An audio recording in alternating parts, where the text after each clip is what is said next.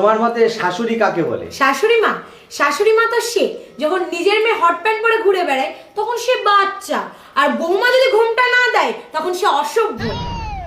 শাশুড়ি তো সে যে কথায় কথায় কথা শোনাবে যে তার ছেলে যদি কত ভালো ভালো সম্বন্ধ আসতো, এমন একটা ভাব যেন আমি রাস্তায় বসে ভিক্ষা করতাম ওনার ছেলেরে বিয়ে করার জন্য।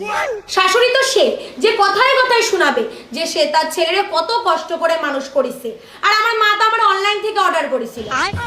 যদি ওনার জামাই ওনার মেরে ভালোবাসে সেটা হলো ভালোবাসা, আর ওনার ছেলে যদি আমারে ভালোবাসে তাহলে আমি ওর উপরে কালো জাদু করেছি।